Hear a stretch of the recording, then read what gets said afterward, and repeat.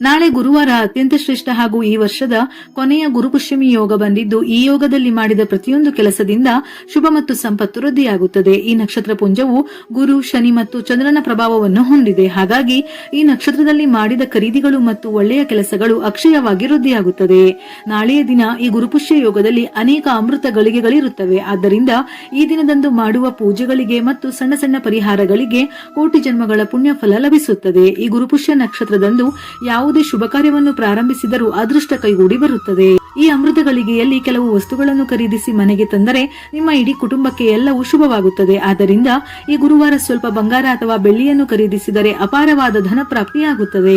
ಒಂದು ವೇಳೆ ಬಂಗಾರ, ಬೆಳ್ಳಿ ಖರೀದಿಸಲು ಸಾಧ್ಯವಾಗದಿದ್ದರೆ 5 ರೂಪಾಯಿ ಕೊಟ್ಟು ಒಂದು ಸಣ್ಣ ಅರಿಶಿನದ ಪ್ಯಾಕೆಟ್ ತಂದು ನಿಮ್ಮ ದೇವರ ಮನೆಯಲ್ಲಿ ಇಟ್ಟುಕೊಳ್ಳಿ. ಈ ಗುರುಪುಷ್ಯ ಯೋಗದಲ್ಲಿ ಅರಿಶಿನವನ್ನು ಕೊಂಡರೆ ಕುಬೇರ ಯೋಗ ಉಂಟಾಗುತ್ತದೆ. ಈ ಒಂದು ದಿನ ಅರಿಶಿನವನ್ನು ಕೊಂಡರೆ ನಿಮ್ಮ ಮನೆಯ ಸಂಪತ್ತು ವೃದ್ಧಿಯಾಗುತ್ತದೆ. ಈ ಗುರುಪುಷ್ಯ ನಕ್ಷತ್ರದಂದು ಭೂಮಿಯ ಮೇಲೆ ದೈವಿಕ ಶಕ್ತಿ ಹೆಚ್ಚಾಗಿರುತ್ತದೆ.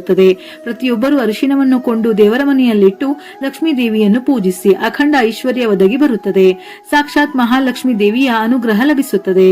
ನಾಳೆಯ ದಿನ ತಪ್ಪದೆ ಒಂದು ಸಣ್ಣ ಲಕ್ಷ್ಮೀ ದೇವಿಯ ವಿಗ್ರಹ ಅಥವಾ ಫೋಟೋವನ್ನು ಮನೆಗೆ ತಂದು ದೇವರ ಮನೆಯಲ್ಲಿಟ್ಟು ಪ್ರತಿಷ್ಠಾಪಿಸಿ. ನಿಮ್ಮ ಮನೆಯಲ್ಲಿ ಲಕ್ಷ್ಮೀ ದೇವಿ ನೆಲೆಸುತ್ತಾಳೆ. ಐಶ್ವರ್ಯಕ್ಕೆ ಯಾವುದೇ ಕೊರತೆ ಇರುವುದಿಲ್ಲ. ಹಾಗೆಯೇ ಈ ಗುರುವಾರ ಬೆಳಿಗ್ಗೆ ಸ್ನಾನ ಮಾಡುವಾಗ ಮನೆಯಲ್ಲಿರುವ ಪ್ರತಿಯೊಬ್ಬರು ನೀರಿನಲ್ಲಿ ಸ್ವಲ್ಪ ಅರಿಶಿನವನ್ನು ಬೆರೆಸಿ ಸ್ನಾನ ಮಾಡಿ. ನಿಮ್ಮ ಜಾತಕದಲ್ಲಿ ಗುರುಬಲ ಹೆಚ್ಚುತ್ತದೆ. ಜಾತಕ ದೋಷಗಳೆಲ್ಲವೂ ನಿವಾರಣೆಯಾಗಿ ಕೈಗೊಂಡ ಕೆಲಸಗಳೆಲ್ಲವೂ ಯಶಸ್ವಿಯಾಗುತ್ತವೆ. ಅಲ್ಲದೆ ಗುರುವಾರ ಪ್ರತಿಯೊಬ್ಬರು ಹಳದಿ ಬಣ್ಣದ ವಸ್ತ್ರಗಳನ್ನು ಧರಿಸಬೇಕು. ಇನ್ನು ನಾಳೆ ಆಧ್ಯಾತ್ಮಿಕ ಮತ್ತು ದೇವರ ಪೂಜೆಗೆ ಸಂಬಂಧಪಟ್ಟ ಪುಸ್ತಕ ಮತ್ತು ವಸ್ತುಗಳನ್ನು ಖರೀದಿಸಬಹುದು. ಅಂದರೆ ಅರಿಶಿನ, ಕುಂಕುಮ, ದೀಪದ ಬತ್ತಿ, ದೀಪ, ಹಳದಿ ಕವಡೆ, ಜಪಮಾಲೆ, ದೇವರಿಗೆ ಉಡಿಸುವ ಮಡಿ ಬಟ್ಟೆಗಳನ್ನು ಸಹ ಖರೀದಿಸಬಹುದು.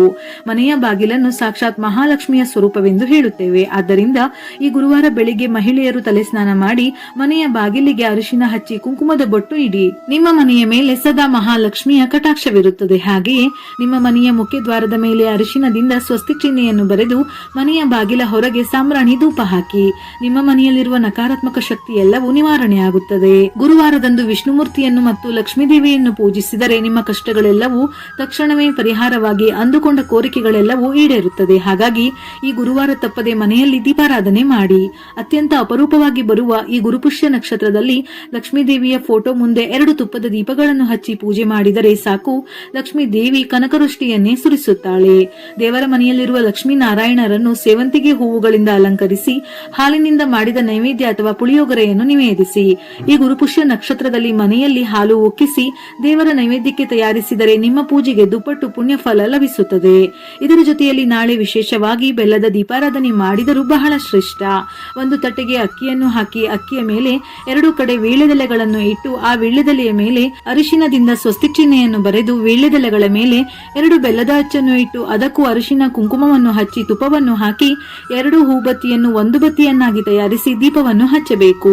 ನಂತರ ಅಕ್ಕಿ ಮತ್ತು ಬೆಲ್ಲವನ್ನು ಗೋವಿಗೆ ತಿನ್ನಿಸಬೇಕು.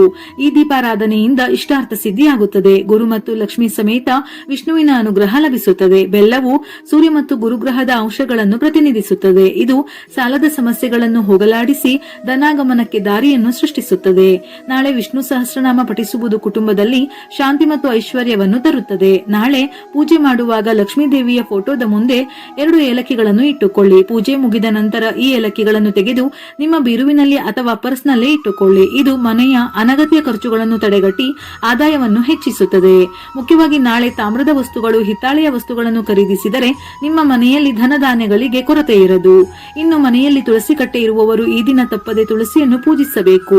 1 ಲೋಟ ನೀರಿನಲ್ಲಿ ಸ್ವಲ್ಪ ಹಸುವಿನ ಹಾಲು ಬೆರೆಸಿ ಆ ನೀರನ್ನು ತುಳಸಿ ಗಿಡದ ಬುಡಕ್ಕೆ ಸುರಿದು ತುಳಸಿ ಕಟ್ಟೆಯ ಮುಂದೆ ದೀಪ ಹಚ್ಚಿ ಪ್ರದಕ್ಷಿಣೆ ಹಾಕಿ.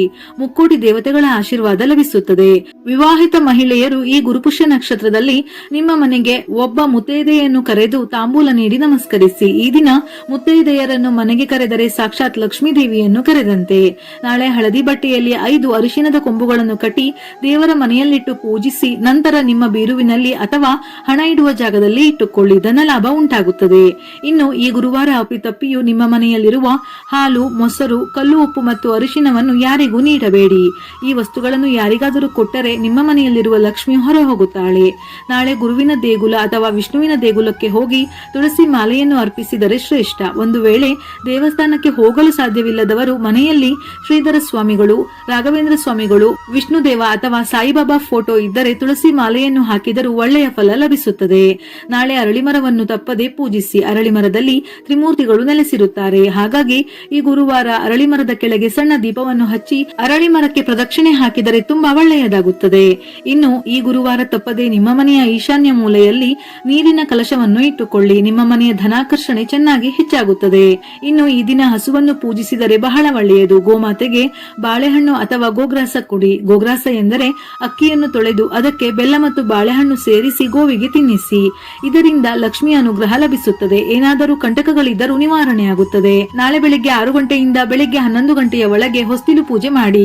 ಸಾಕ್ಷಾತ್ ಲಕ್ಷ್ಮೀ ನಾರಾಯಣರ ಅನುಗ್ರಹ ಲಭಿಸುತ್ತದೆ. ಈ ಗುರುಪುಷ್ಯಮಿ ನಕ್ಷತ್ರದಲ್ಲಿ ಮಾಡುವ ಪೂಜೆಗಳಿಗೆ ಹಾಗೂ ಜಪಗಳಿಗೆ ಅಕ್ಷಯ ಫಲ ಲಭಿಸುತ್ತದೆ. ಆದ್ದರಿಂದ ಈ ಗುರುವಾರದಂದು ತಪ್ಪದೆ ಲಕ್ಷ್ಮೀ ದೇವಿಯನ್ನು ಮತ್ತು ವಿಷ್ಣು ಮೂರ್ತಿಯನ್ನು ಆರಾಧಿಸಿ ಇಮ್ಮಡಿ ಪುಣ್ಯ ಫಲವನ್ನು ಪಡೆದುಕೊಳ್ಳಿ. ಅದರಲ್ಲೂ ಲಕ್ಷ್ಮೀ ನಾರಾಯಣರ ಆರಾಧನೆಗೆ ಗುರುವಾರ ಮತ್ತು ಶುಕ್ರವಾರ ಅತ್ಯಂತ ಪ್ರಶಸ್ತವಾದ ದಿನ. ಹಾಗಾಗಿ ನಾಳೆ ಬೆಳಿಗ್ಗೆ 5:30 ಬೆಳಿಗ್ಗೆ 11:32 ಒಳಗೆ ತಪ್ಪದೆ ಲಕ್ಷ್ಮೀನಾರಾಯಣ ಹೃದಯ ಪಾರಾಯಣ ಮಾಡಿ. ಹೇಳಲು ಕಷ್ಟವಾದರೆ ಭಕ್ತಿಯಿಂದ ಕೇಳಿ. ಅದೆಂತದ್ದೇ ಸಮಸ್ಯೆ ಇದ್ದರೂ ಲಕ್ಷ್ಮೀನಾರಾಯಣರ ಅನುಗ್ರಹದಿಂದ ನಿವಾರಣೆಯಾಗುತ್ತದೆ. ಈ ಪಾರಾಯಣ ಮಾಡುವ ಮೊದಲು ಸ್ನಾನ ಮಾಡಿ ಶುದ್ಧರಾಗಿ ದೇವರ ಮನೆಯಲ್ಲಿ ಒಂದು ಲೋಟದಲ್ಲಿ ನೀರು ಮತ್ತು ನೈವೇದ್ಯಕ್ಕೆ ಬಾಳೆಹಣ್ಣು ಅಥವಾ ಡ್ರೈ ಫ್ರೂಟ್ಸ್ ಏನಾದರೂ ಇಟ್ಟು ಸಂಕಲ್ಪ ಮಾಡಿ. ಅಂದರೆ ನಿಮ್ಮ ಮನಸ್ಸಿನಲ್ಲಿರುವ ಕೋರಿಕೆಯನ್ನು ಪ್ರಾರ್ಥಿಸಿ ಪಾರಾಯಣ ಪ್ರಾರಂಭ ಮಾಡಿ. ಮಧ್ಯದಲ್ಲಿ ಮಾತಾಡಬಾರದು. ಓದಿದ ಮೇಲೆ ಪುಸ್ತಕದಲ್ಲಿರುವ ಲಕ್ಷ್ಮೀ ನಾರಾಯಣರ ಫೋಟೋಕ್ಕೆ ಅರಿಶಿನ ಕುಂಕುಮ ಹೂವು ಇಟ್ಟು ಪುಸ್ತಕಕ್ಕೆ ತುಪ್ಪದ ದೀಪದಿಂದ ಆರತಿ ಎತ್ತಿ ನಂತರ ಆ ಅರಿಶಿನ ಕುಂಕುಮ ನೀವು ಹಚ್ಚಿಕೊಳ್ಳಬೇಕು. ಹೂವನ್ನು ಪ್ರಸಾದವಾಗಿ ತೆಗೆದುಕೊಂಡು ಆಗಲೇ ಇಟ್ಟಿರುವ ನೀರನ್ನು ಮನೆಯಲ್ಲಿರುವ ಪ್ರತಿಯೊಬ್ಬರು ಸೇವಿಸಬೇಕು. ಇದರಿಂದ ನಿಮ್ಮ ಮನಸ್ಸಿನಲ್ಲಿರುವ ಪ್ರತಿಯೊಂದು ಕೋರಿಕೆಗಳು ಈಡೇರುತ್ತದೆ. ಅದು ಉದ್ಯೋಗ, ವೈವಾಹಿಕ ಜೀವನ, ಸಂತಾನ, ಸಂಪತ್ತು ವೃದ್ಧಿಯಾಗಲು, ಸಾಲಬಾಧೆ, ಹೀಗೆ ಯಾವುದೇ ಸಮಸ್ಯೆ ಇದ್ದರೂ ನಿವಾರಣೆಯಾಗುತ್ತದೆ. ಈ ಪಾರಾಯಣದಲ್ಲೇ ಇದೆ. ಗುರುವಾರ ಮತ್ತು ಶುಕ್ರವಾರ ಓದಿ ಪುಸ್ತಕ ಪೂಜೆ ಮಾಡಿದರೆ ಸಾಕ್ಷಾತ್ ಲಕ್ಷ್ಮೀ ನಾರಾಯಣರು ಸಂತೃಪ್ತರಾಗಿ ಅನುಗ್ರಹಿಸುತ್ತಾರೆ. ಇನ್ನು ಗರ್ಭಿಣಿ ಸ್ತ್ರೀಯರು ಈ ಪಾರಾಯಣ ಮಾಡಿ ನಂತರ ಅಭಿಮಂತ್ರಣ ಮಾಡಿದ ನೀರನ್ನು ಕುಡಿದರೆ ಸಂತಾನದಲ್ಲಿ ಯಾವುದೇ ಸಮಸ್ಯೆ ಇದ್ದರೂ ನಿವಾರಣೆಯಾಗಿ ಉತ್ತಮ ಆರೋಗ್ಯವಂತ ಸಂತಾನವಾಗುತ್ತದೆ ಎಂದು. ಹಾಗಾಗಿ ಈ ಪಾರಾಯಣ ಮಾಡಿ ನಿಮಗೆ ಬಹಳ ಒಳ್ಳೆಯದಾಗುತ್ತದೆ. ಲಕ್ಷ್ಮೀ ನಾರಾಯಣ ಹೃದಯ ಪಾರಾಯಣದ ಬಗ್ಗೆ ನಾನು ಪ್ರತಿಯೊಂದು ವಿಡಿಯೋದಲ್ಲೂ ಹೇಳಿದ್ದೇನೆ. ಒಮ್ಮೆ ಭಕ್ತಿಯಿಂದ ಮಾಡಿದರೆ ಅದರ ಅನುಭವ ನಿಮಗೂ ಆಗುತ್ತದೆ. ದವಸ ಧಾನ್ಯಗಳನ್ನು ದಾನ ಮಾಡಿದರೆ ನಾಳೆಯ ದಿನ ಅನಾರೋಗ್ಯದ ಸಮಸ್ಯೆಗಳಿದ್ದರೆ ನಿವಾರಣೆಯಾಗುತ್ತದೆ. ನಾಳೆಯ ದಿನ ನಿಮ್ಮ ಶಕ್ತಿಗೆ ಅನುಸಾರವಾಗಿ ಯಾವುದಾದರೂ ವಸ್ತುವನ್ನು ಮನೆಗೆ ತನ್ನಿ. ಹಾಗೆಯೇ ಮರೆಯದೆ ದಾನ ಮಾಡಿ. ದಾನದಿಂದ ನಮ್ಮ ಪಾಪ ದೋಷಗಳೆಲ್ಲ ಕಳೆದು ವಿಷ್ಣು ಸಮೇತ ಲಕ್ಷ್ಮಿಯ ಅನುಗ್ರಹ, ಗುರುವಿನ ಆಶೀರ್ವಾದದಿಂದ ಆಯುರ ಆರೋಗ್ಯ ಆಯುಷ್ಯದ ಜೊತೆ ನೆಮ್ಮದಿ ನೆಲೆಸುತ್ತದೆ. ವಿಡಿಯೋ ಇಷ್ಟ ಆಗಿದ್ದಲ್ಲಿ ಮರೆಯದೆ ಲೈಕ್ ಕೊಟ್ಟು ನಿಮ್ಮವರಿಗೆ ಶೇರ್ ಮಾಡಿ. ಇದೇ ರೀತಿಯ ಮನಮುಟ್ಟುವ ಉಪಯುಕ್ತ ಮಾಹಿತಿಗಳಿಗಾಗಿ ಮತ್ತೆ ಭೇಟಿಯಾಗೋಣ.